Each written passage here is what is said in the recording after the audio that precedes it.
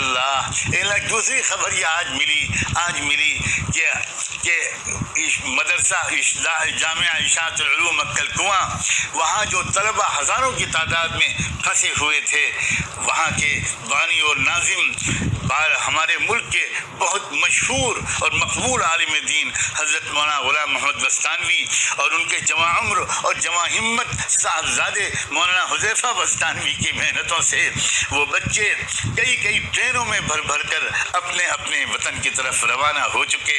اور اس سلسلے میں جو بات جس نے دل اس عاجز کا بہت متاثر کیا وہ یہ کہ ان کو اسٹیشن تک رخصت کرنے کے لیے حضرت مولانا غلام بستانوی صاحب خود تشریف لائے۔ بڑھاپا ہے، بیماریاں بھی لگی ہوئی ہیں، روزہ ہے، دوپہر کا وقت تھا، مگر وہ خود تشریف لائے، وہ وہیں سے رخصت کر سکتے تھے۔ اللہ یہ ہے اخلاق ناوارثین نبوت کے۔ اللہ ان کو اور ان کے صاحبزادے مولانا حذیفہ کو اور اللہ ان تمام ذمہ داران کو بہت جزائے خیر عطا فرما، بہت جزائے خیر عطا فرما۔ اللہ وہ سرکاری ذمہ داران، وہ کلکٹر صاحب اور وہ تمام آفیسرز جنہوں نے اس سلسلے میں مدد کی اور بڑی ذمہ داری کا احساس کرتے ہوئے ان طلبہ کو رخصت کیا، وہ آفیسر خود اسٹیشن پر موجود نظر آ رہے ہیں۔ اے رب کریم ان آفیسرز کی اس محنت کو اور اس مدد کو بھی قبول فرما۔ اللہ ہمارے ملک اور پوری دنیا کے تمام ذمہ داران کو اے اللہ رحم دل بنا، انصاف کرنے والا بنا، انصاف کرنے والا بنا۔ اے اللہ حضرت مولانا غلام بستانوی صاحب کی اس عمل سے اللہ ہم سب کو سیکھنے کی توفیق عطا فرما، اور اللہ جو علماء صالحین اور ربانیین اکابرین کے تربیت یافتہ اس وقت موجود ہیں، اے رب کریم ان سب کی قدردانی کی توفیق عطا فرما، ان کی قدردانی کی توفیق عطا فرما۔ اللہ یہ چراغ شہری ہیں، اللہ ان سے استفادے کی توفیق عطا فرما۔